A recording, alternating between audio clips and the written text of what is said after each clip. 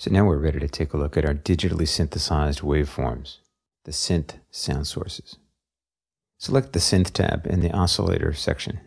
Directly below, we have the Waveform selector. We can click on the arrow here to select from the 5 options.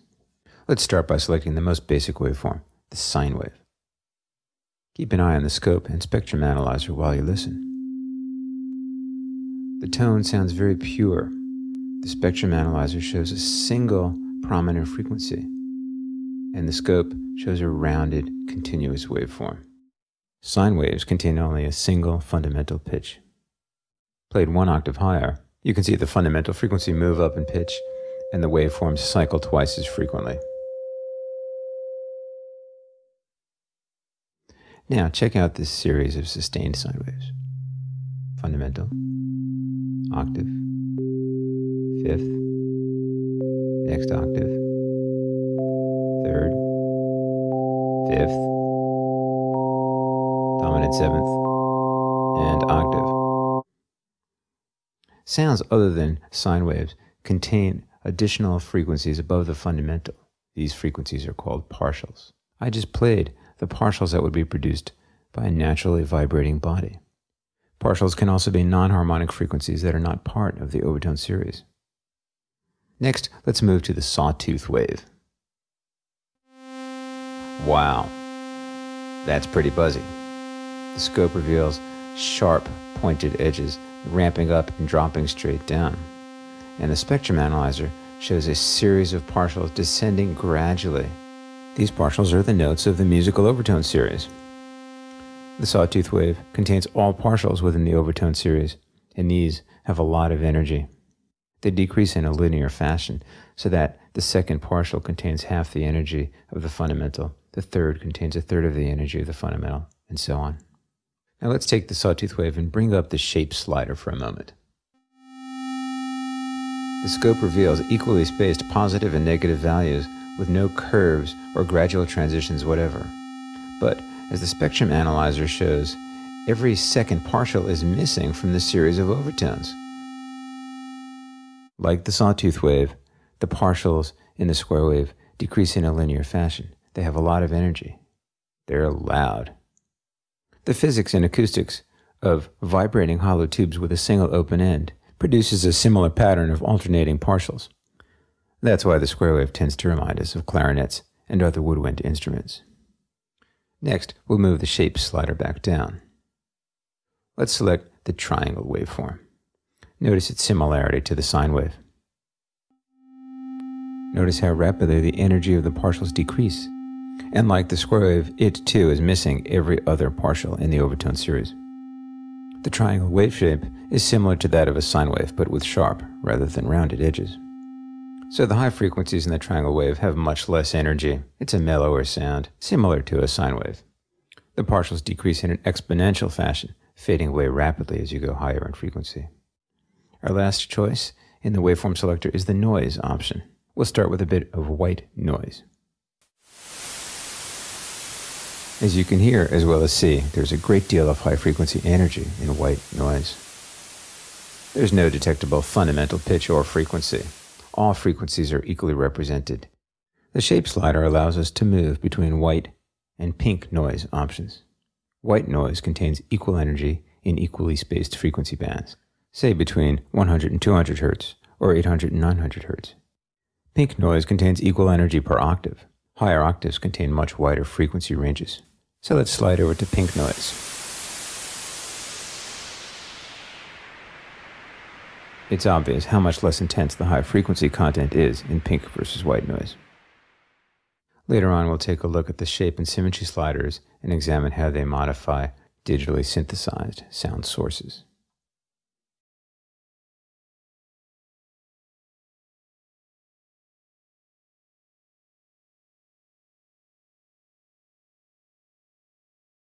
So, what's the deal with these 3 sliders below the waveform selector? Shape, symmetry, and hard sync. These sliders can be used to change or morph the actual oscillator wave shape. We'll start by selecting one of the saw square options, the fat version. With the slider to the left, There's our sawtooth wave, and there's all the partials present. Now we'll move the slider all the way to the right, and as you'll recall, there's our square wave, missing every second partial. Okay, but we have all that space in between. As we move the slider from left to right, we have an infinite number of potential wave shapes between the saw and the square shape. The possibilities are determined by the initial wave shape. So let's start out with the triangle waveform.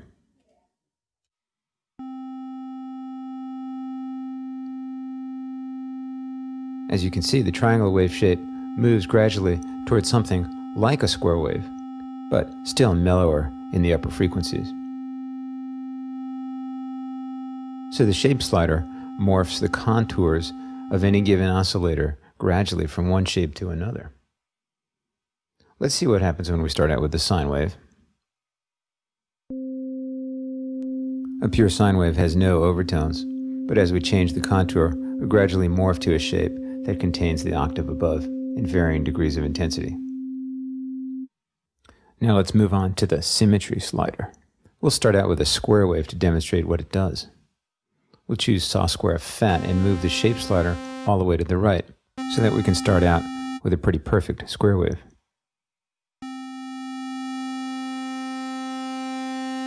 As I move the symmetry slider to the right, the square wave becomes narrower below the center line and spends more of its time above the center line. The narrower the pulse width below the center line, the greater the number of partials that become present in the signal, with a brighter and more nasal tone. Now I can pretend to be a low-frequency oscillator. I'll rhythmically move the slider up and down, changing the shape over time. This effect is called pulse width modulation when used with a square wave, morphing it between pulse waves of various widths over time. Of course, the symmetry slider can be used with any wave shape, not just the square wave. Next, let's move to a sine wave to demonstrate hard sync. To make hard sync possible, Omnisphere supplies an invisible oscillator that makes no sound, but simply determines the frequency of the audible oscillator. Here's a basic sine wave. Its frequency is determined by the note I play on my MIDI controller keyboard. Let's bring up the hard sync slider. The hard sync slider causes the audible oscillator to try and play at higher and higher pitches. The audible oscillator is always forced to restart a new cycle at the frequency of the inaudible oscillator, called the master. The master oscillator always plays at the pitch of the note on. As we move hard sync higher and higher, the audible oscillator plays at higher and higher pitches, but is always resynced at the fundamental pitch. Here the pitch of the audible oscillator is exactly twice that of the fundamental. Original, octave, and higher with a constantly shifting variety of timbres. Since changing timbres over time is really our goal, I'll pretend to be an envelope generator and gradually sweep the hard sync value down. Though technically changing the pitch of the audible oscillator, hard sync simply results in a change of timbre because the oscillator is locked to the current note frequency. So we've looked at hard sync with a sine wave. The sounds are a little more interesting with more complex waveforms. Here's a triangle wave. Definitely more of a biting and recognizable sound as it sweeps up and down through the timbres.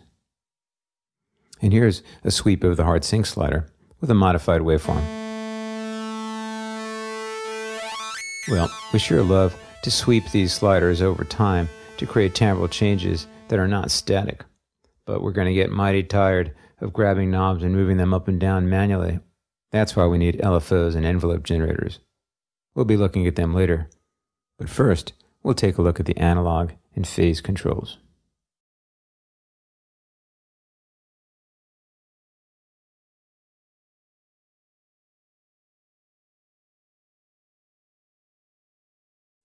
So we've seen how we can alter our wave shapes, either by going to the waveform selector and choosing a different starting point, by morphing the shape with the shape slider, or the span or pulse width with the symmetry slider.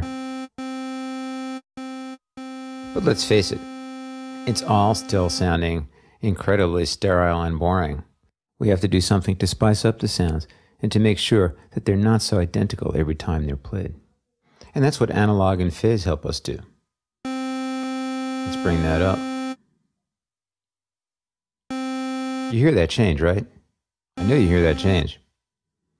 Maybe not. Phase. It's because these knobs will only make a difference when one oscillator plays in relationship to another. Let's go to the utility menu. Let's copy this entire layer. Copy layer. And paste it into layer B. So we'll activate layer B. Utility. Paste layer. And now I have two exactly identical waveforms playing together.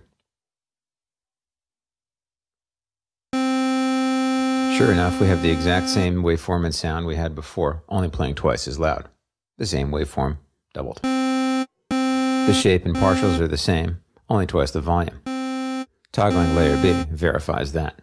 A phase setting of 0 means that when every note is played, it begins at the start of its waveform cycle, rising from 0 amplitude. Now I'll change the phase of the oscillator in layer B, but not the oscillator in layer A. Wow, that's different. The combination of the two waveforms creates a third entirely new waveform. Let me push the phase of layer B's oscillator even further away. Another new sound. Here's what's going on. When two identical waveforms are in phase, they always reinforce each other, simply doubling the volume. But when they're shifted out of phase, they sometimes reinforce and sometimes cancel each other out to varying degrees. This boosts the volume or amplitude of certain partials while reducing that of other partials, creating an entirely new waveform. Here I'm pretending to be an LFO modulating phase, and here I'll be a random modulation of phase. In both cases, every note I play creates an entirely new sound. Now the analog knob can come to my rescue, randomly causing changes to the starting phase of every note I play. Every note has a different character because the starting phase of one of the two oscillators is constantly being shifted. This results in a different combined waveform of the two layers every time I play a new note. Higher settings result in greater phase shift.